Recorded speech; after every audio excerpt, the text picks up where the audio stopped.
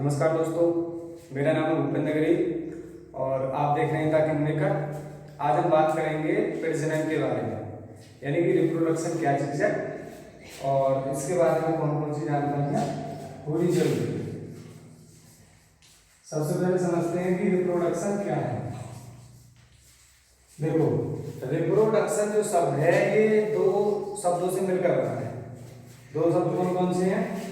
पहला है री और दूसरा है प्रोडक्शन। री का मतलब होता है बनाना, दोबारा बनाना। री का मतलब होता है दोबारा और प्रोडक्शन का मतलब होता है बनाना या निर्माण करना। तो रिप्रोडक्शन का मतलब हुआ किसी भी चीज का या किसी स्पेसीज का या फिर किसी भी जीव का दोबारा से बनना रिप्रोडक्शन कहलाता है।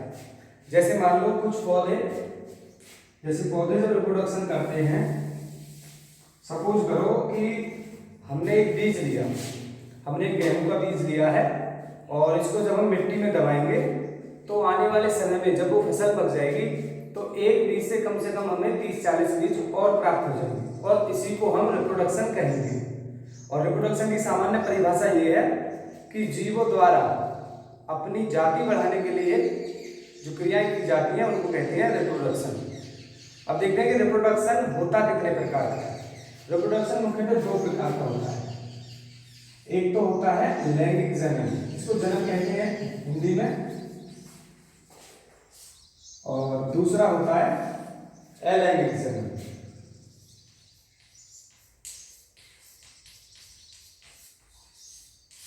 अब देखते हैं कि इन दोनों में अंतर क्या है। देखो, लैंगिक जनन को कहते हैं सेक्सुअल रिप्रोडक्शन और अलैंगिक जनन को कहते हैं एसेक्सुअल रिप्रोडक्शन।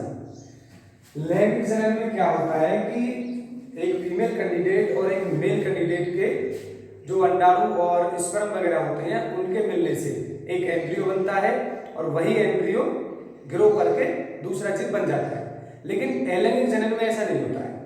अलैंगिक जनन मुख्यतः छोटे जीवों, जैसे मान लो माइक्रोब्स या बैक्टीरिया हैं, इनमें पाया जाता है और ज्यादातर पौधों में पाया जाता है। लेकिन लैंगिक जनन बड़े जंतुओं में पाया जाता है और बड़े या विकसित पौधों में पाया जाता है। अब सबसे पहले समझते हैं कि जो पौधे होते हैं उनमें कौन कौन सा जनन पाया जाता है, उसके बाद जीवों के बारे में बात करेंगे। तो अब चलते हैं पौधों की ओर।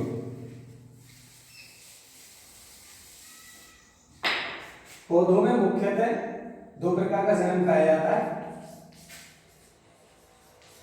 इनमें से पहला होता है अलैंगिक जनन। पौधे, अब देखें कि पौधों में अलैंगिक जनन कौन कौन सा होता है और किस प्रकार से वो अपनी वंशवृद्धि करते हैं, अपनी जातियों को आगे बढ़ाते हैं।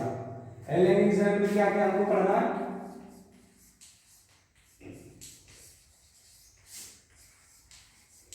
अलैंगिक जनन में मेल या फीमेल कैंडिडेट की आवश्यकता नहीं होती है।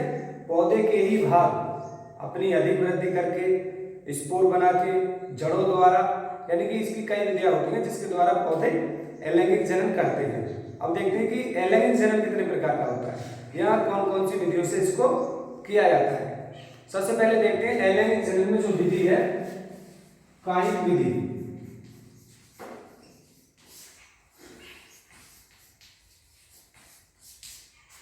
कायिक विधि का मतलब है कि पौधे के भागों द्वारा ही एक नए पौधे का बनना कायिक जनन कहलाता है।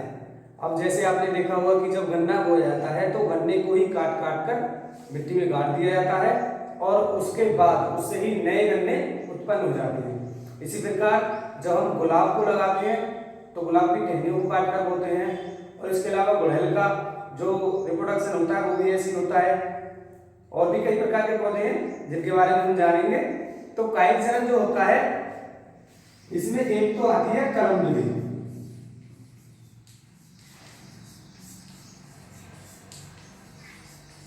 कायिक जनन में जो आती है कलम विधि आती है। और कलम विधि में क्या है कि पौधे के एक टुकड़े को काट लिया जाता है या एक शाखा को इस प्रकार से काट लिया जाता है और इस प्रकार से काटने के बाद इसको अलग हटा दिया जाता है ऊपर वाले हिस्से को। और अगर इसको अलग हटा दिया जाएगा तो हमारे पास सिर्फ ये हिस्सा बचेगा। अब इस हिस्से के ऊपर हम किसी अन्य पौधे के, जैसे मान लो हम देसी के आम पर किसी और आम की कलम लगाते हैं या फिर हम पॉपुलर वगैरह की कलम लगाते हैं, तो इस प्रकार से दूसरे पौधे की, लेकिन जाति सेम होनी चाहिए, कलम लगाते हैं और उसका रिप्रोडक्शन हो जाता है। और इसके अलावा एक विधि ये है जिसको कहते हैं दाव विधि।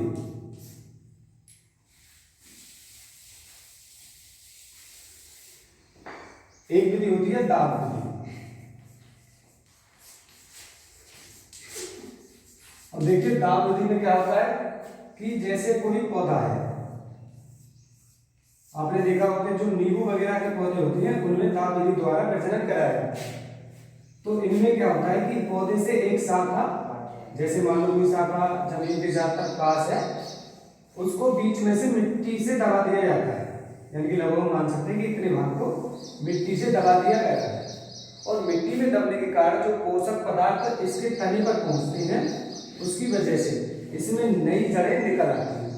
और नई जड़ जब निकल आती हैं तो इसको मुख्य भाग से अलग कर दिया जाता है, और अलग करने के बाद ये एक नया पौधा बन जाता है। और इसके अलावा देखते हैं कि काई विधि में कौन सी विधि है।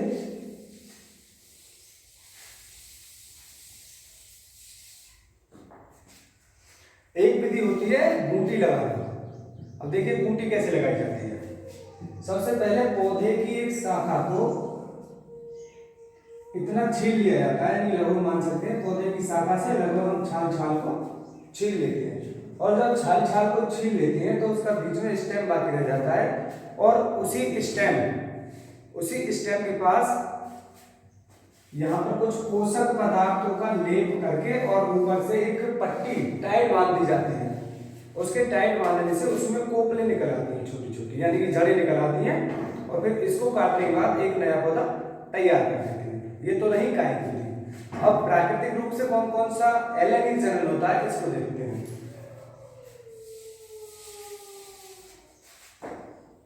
जो प्राकृतिक रूप से अलैंगिक जनन होता है, उसमें पहला है बीजाणु जनन।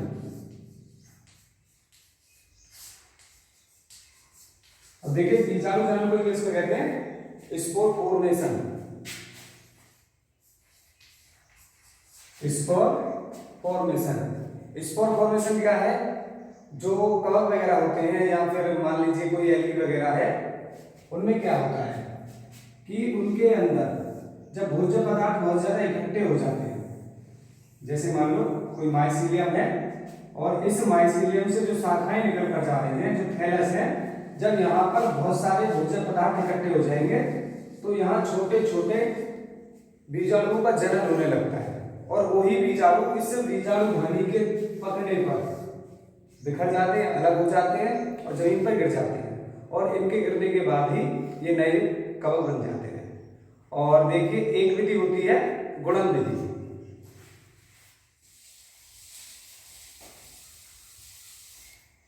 अब देखते हैं गुणन विधि क्या है।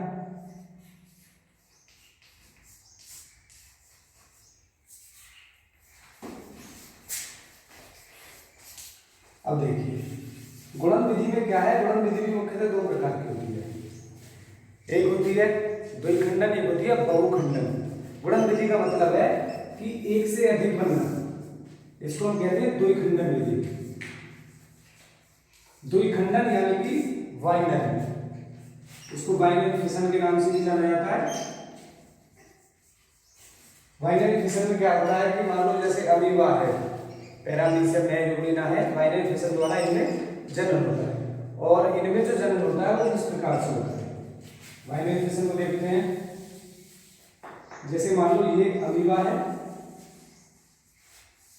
अब इस अमीबा का जनन कैसे होगा? इसकी जो ये सेल वॉल है, ये जो सेल वॉल है और ये जो केंद्रक है, इसके अंदर जो छोटा ये कोशिका द्रव्य भरा हुआ है, ये खींचने लग जाएगा, यानी कि इसकी आकृति लगभग कुछ ऐसे होने लग जाएगी इस प्रकार से, और ये इसका केंद्रक भी दो भागों में लगभग बंटने की कोशिश करेगा। इसी को हम बाइनरी फिशन कहते हैं। और धीरे धीरे क्या होगा कि यहाँ बीच में, यहाँ पर ये बिल्कुल अलग हो जाएंगे तीसरी स्थिति में इस प्रकार से, इस प्रकार से ये अलग हो जाएंगे, और इसको कहेंगे हम डॉटर सेल और इसको कहेंगे हम मदर सेल। यानी कि डॉटर सेल का अर्थ है जो नई कोशिका बनी है, और मदर सेल का अर्थ है जो पहले से कोशिका मौजूद थी। ये होता है बाइनरी फिशन। इस प्रकार का जन्म पैरामीशियम यीस्ट में भी होता है और इसके अलावा छोटे छोटे जीवाणु में भी पाया जाता है।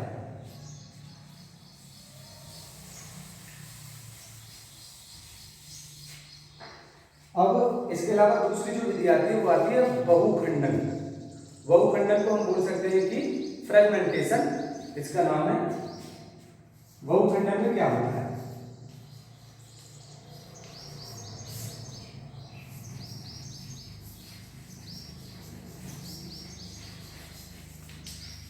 फ्रेगमेंटेशन में क्या होता है कि आपने देखा वो जैसे जीव, एक हाइड्रा होता है जो समुद्री जीव है, एक प्लेनेरिया होता है और इसके अलावा यीस्ट भी होता है। इसमें जो जन्म होता है वो किस प्रकार से होता है?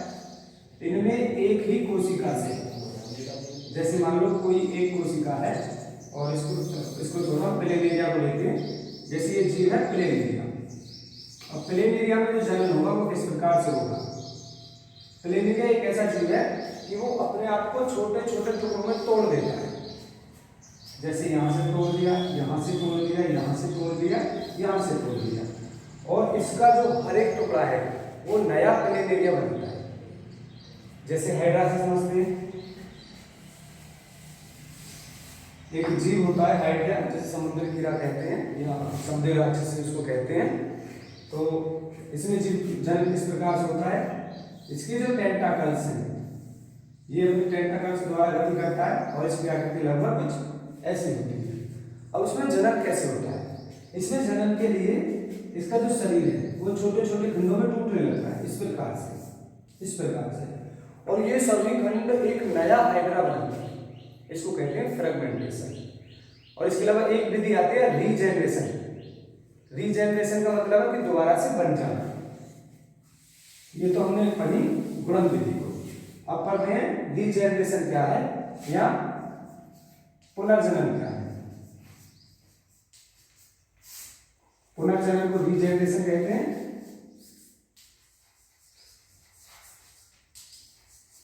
अब देखिए रीजेनरेशन में क्या होता है।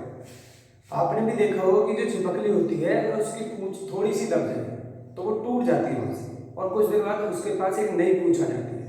अब वो ऐसा होता क्यों है, इस चीज को हमें समझना है। जैसे मान लीजिए चिपकली की पूंछ है, अगर हमने इतना इसको दबा दिया तो चिपकली यहीं इसको छोड़ जाएगी, बाकी वो चली जाएगी। ऐसा क्यों करती है? क्योंकि उसके अंदर एक पुनर्भवन की या पुनर्जनन की एक अपूर्व क्षमता होती है और उसके कारण उसकी पूंछ दोबारा से नहीं आ जाती है। और इसके अलावा एक स्टारफिश होती है, स्टारफिश में भी लगभग कुछ इसी प्रकार से जन्म पाया जाता है।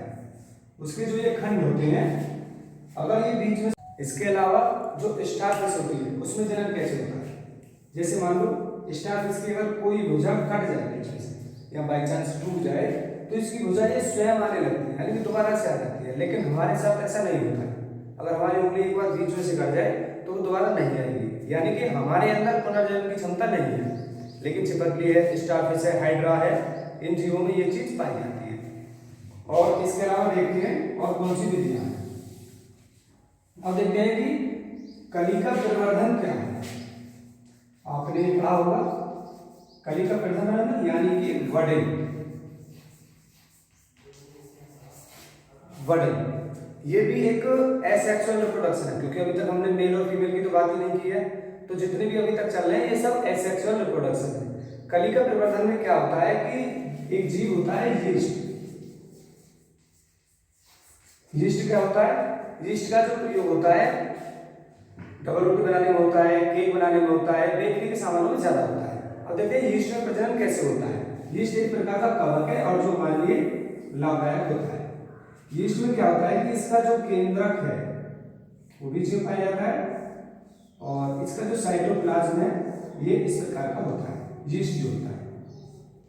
और देखते हैं कि इसमें जन्म कैसे होता है। जब भोज्य पदार्थ बहुत ज्यादा इकट्ठे हो जाते हैं, यानी कि आवश्यकता जैसे अधिक हो जाते हैं, तो इसकी सेल वॉल जो होती है इस प्रकार से कोशिका के रूप में बाहर निकलने लगती है, यानी कि उभार के रूप में निकलने लगती है।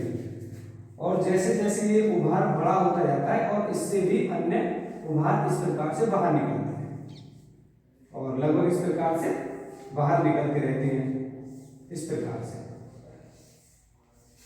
और और इसी को हम कहते हैं कलिका प्रवर्धन, यानी कि ये एक कली के रूप में सभी से बाहर निकलती है और ये ही कली धीरे धीरे धीरे धीरे बहुत सारी हो जाती है और इस प्रकार से यीस्ट में जनन होता है। और कलिका प्रवर्धन हाइड्रा में भी होता है। देखते हैं हाइड्रा में कैसे होता है। हाइड्रा जो होता है उसमें जो कलिका प्रवर्धन होता है वो लगभग इस प्रकार से होता है कि जैसे मान लीजिए हाइड्रा, तो हाइड्रा की बॉडी से इस प्रकार से कली निकलने लग जाए।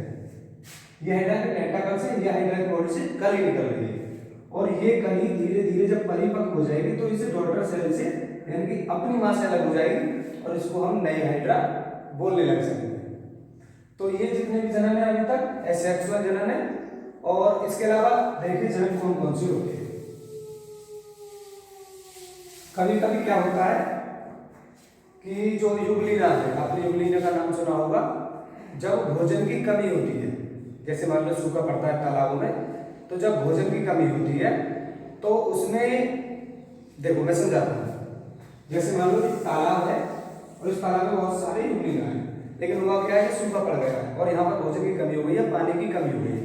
तो जो युगलीना होगा, युगलीना एक इस प्रकार का जीव होता है, इस प्रकार का जीव होता है युगलीना। ऐसे उसमें एक फ्लैजेलम पाया जाता है और यहाँ पर एक रिजर्वायर होता है, उसका केंद्रक यहाँ पर होता है, उसमें छोटे छोटे वॉक्यूल होते हैं। वॉक्यूल का मतलब जगह पानी भरा होता है।